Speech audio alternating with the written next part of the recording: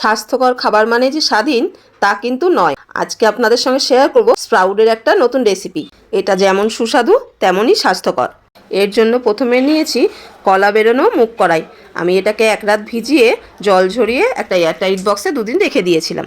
তার সঙ্গে নিয়েছি এক বাটি চিড়ে আর দিয়েছি 3-4টে কাঁচা লঙ্কা। ভালো করে ব্লেন্ড করে নেব। ঠিক দেখুন এই রকম ব্যাটারটা হবে। এরপর ব্যাটারটাকে একটা পাত্রে ঢেলে নিয়ে স্বাদ মতো নুন দিয়ে ভালো করে একটু মিশিয়ে নেব। ব্যাটারটা ভালো করে মেশানো হয়ে গেছে। এরপর একটা চাটনি বানিয়ে নেব। এখানে একটা টমেটো, 2টো কাঁচা লঙ্কা দিয়ে ভালো করে একটুখানি ভাজা ভাজা করে নিয়েছি। তার মধ্যে দিয়েছি 2 চামচ মতন চিনেবাদাম আর দিয়েছি একটুখানি ধনেপাতা। সব একসঙ্গে ভালো করে ভাজা ভাজা হয়ে গেলে তারপরে একটু ঠান্ডা করে মিক্সির মধ্যে দিয়ে ওর মধ্যেই একটু স্বাদ মতো নুন আর অর্ধেক লেবুর রস দিয়ে ভালো করে বেটে নেব। চাটনিটা ঠিক এই রকম হবে। এই দেখুন, খুব বেশি জল জল করব না। এরপরে একটা ফ্রাই প্যান গরম করে তার মধ্যে অল্প অল্প করে ব্যাটার দিয়ে ছোট ছোট করে চিলা বানিয়ে নেব। উল্টানোর আগে খেয়াল রাখবেন ওপর দিয়ে অল্প করে তেল ছড়িয়ে দিয়ে আস্তে করে উল্টে নেবেন, না হলে ভেঙে যেতে পারে। ব্যাস, রেডি হয়ে গেল আমাদের স্প্রাউট চিলা।